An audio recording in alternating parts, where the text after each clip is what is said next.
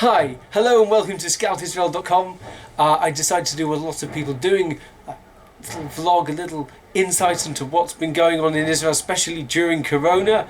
I hope what I'm saying is going to be interesting to you, and if it is, please support me. The best way to support, as we say, sharing is caring.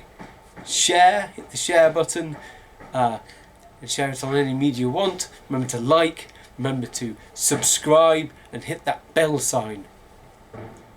So, what's been going on so far? So, all started way back in March, end of February, beginning of March. I wanted to recreate this using my mobile phone.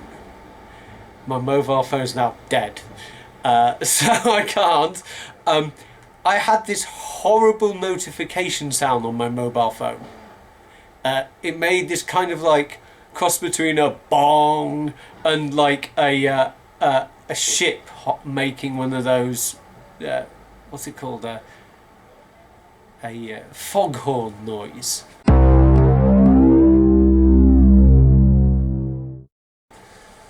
And every time I had a WhatsApp or an email, it would make a foghorn noise. I'm really not good at hearing. It's a male thing, selective hearing or not selected. Just, whatever you want, whatever insult you want to hurl at the patriarchal leader in the family group who can't hear very well, go ahead, do it now.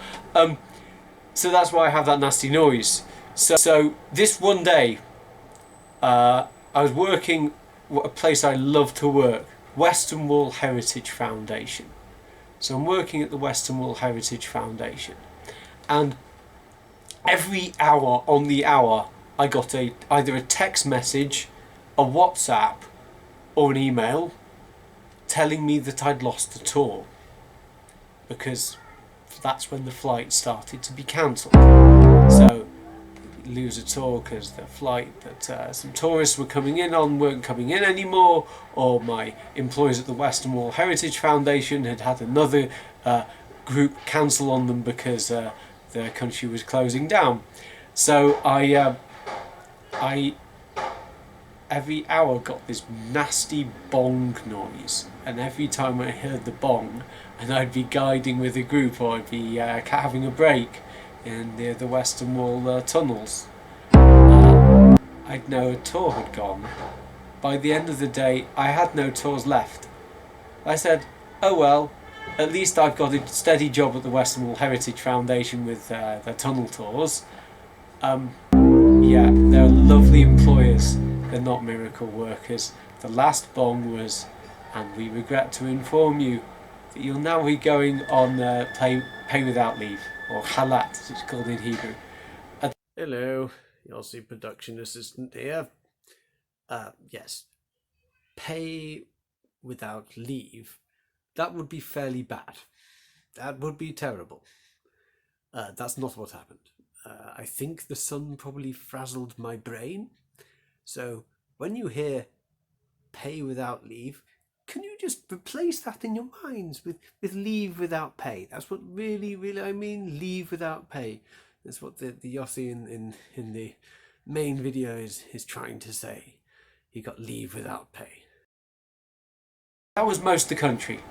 Most of the country got pay without leave in March. Again, it's leave without our leader, the Prime Minister, made an announcement that the whole country was being locked down as well. All the kids came back from school and weren't going to school anymore. We had to homeschool from our house, and I had the wonderful task of submitting a request to the national insurance body.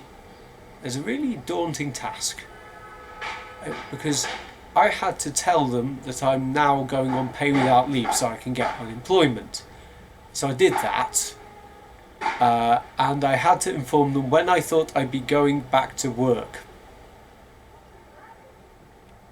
Oh dear.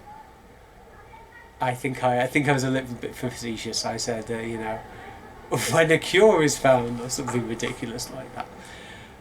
So what have I been doing in the meantime? So firstly, homeschooling. I've been having great fun. Some people have been having a miserable time. I, for one, have been having a wonderful time with the children. Again, missed a bit. He missed a bit again. He had the child. I think, again, poor man. Too many long hours changing nappies and working in the hot sun. Had a child. That was one of the best things that happened during the Corona crisis.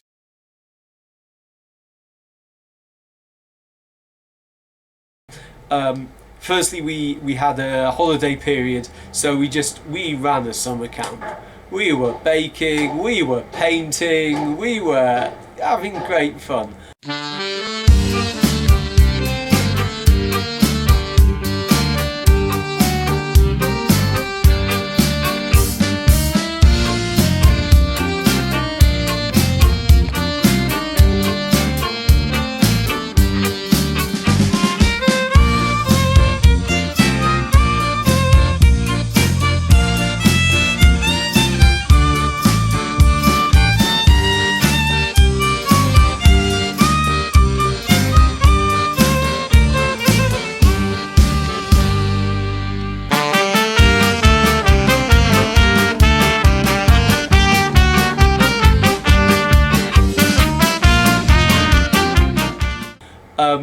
Downside is my wife was on maternity leave, so that wasn't so nice for her, but again, we enjoyed being with the kids. That's why we have kids.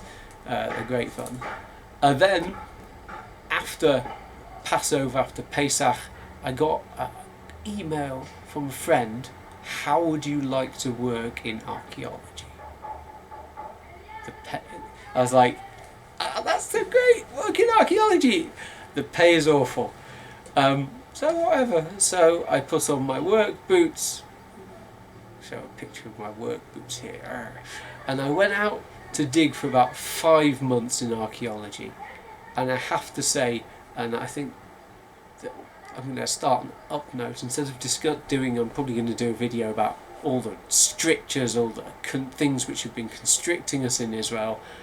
I have had a fantastic time. You might be saying, how come like you got to work in archaeology? That's not an essential service. Oh yes, it is in Israel, because building is an essential service. You can't stop the building, that would mess everything up. You'd have motorways which would just run off into nowhere. So you have to carry on building, and to carry on building you need the archaeologists to come and say, yeah, you can dig here, there's absolutely nothing of any interest whatsoever. You have to understand, in Jerusalem that's a bit of a joke. Most places you dig, you find something. So I went to dig in a fantastic place. I went to dig in a site close to my house. So the first thing I'll talk about on this video, a site close to my house. Wow, really is true in Israel. Every few meters you walk, there's something fantastic underneath your feet.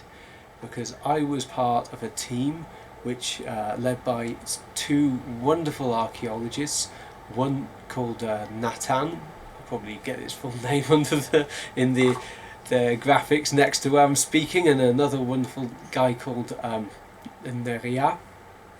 And we found, really they found, because I might have dug it out and it was terribly hard work. I'm not complaining, I've kind of gained some of these muscle things, but we found some fantastic stuff, and it really is all credit to Neria and Natan, and also Binyamin, who came at the end.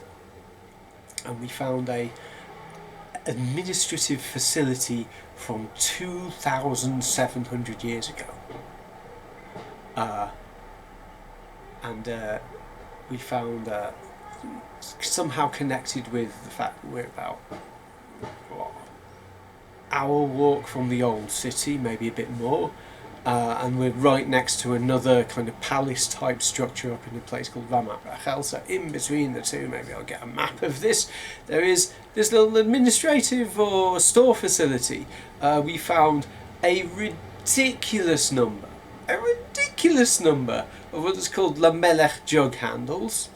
I can say this because it's already common knowledge. I wouldn't be saying it otherwise. This, by the way, is not my achievement. I want to make this very clear. the IAA and archaeologists do not like it when random people come along and dig and then they take all the credit. And look at me, look, I did this. I'm only going to show you things in this video that I'm actually allowed to legally show you, or already in the newspapers, and also that are not breaking copyright, right?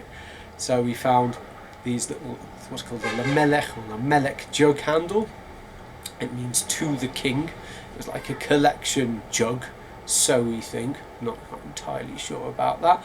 For more of that, see my podcast. I have a podcast where I talk about Llmlk jug handles and their significance 2,700 years ago in Iron Age 2, I believe.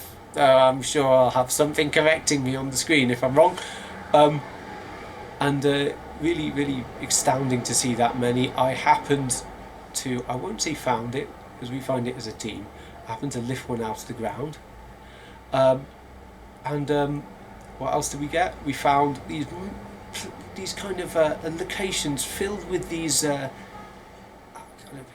of pile of boulders deliberately put there to cover up something. We weren't sure exactly what until literally the last day. I'd already gone home. They already weren't interested in hiring me anymore, and they found a massive storage house. That was awesome. Imagine that, a massive storage house from 2,700 years ago, a storage locker, as it were.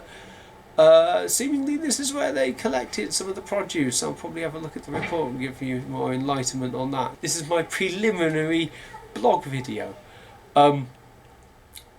We found this massive structure. What's it like to work in archaeology?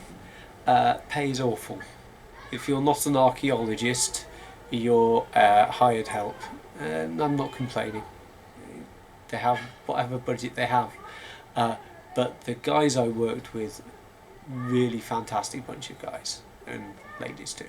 Really, really fantastic, hard workers. We had a lot of fun uncovering all this thing. A lot of the time I spent polishing these the pottery, but then towards the end, after some other experience I'll tell you about, I started digging as well and put on a little bit of muscle. Really fantastic to be getting out there. Really fantastic to feel like a connection with the history, especially in this time when we're not really feeling a connection with much. Before that, I spent like a month on my own with my family, and it was fairly depressing. On that note, as I've said, I'm not an archaeologist, I'm a tour guide. All my work's completely dried up. Forget about that. If you want to see any more fantastic vlogs, we also have some virtual tours and my podcasts, as well as liking, sharing and subscribing. You can visit my ko-fi.com account or my Patreon account. Thank you very much for visiting. This has been Yossi Silverman from Scout Israel. Hope to see you at the next vlog, which should be fairly soon.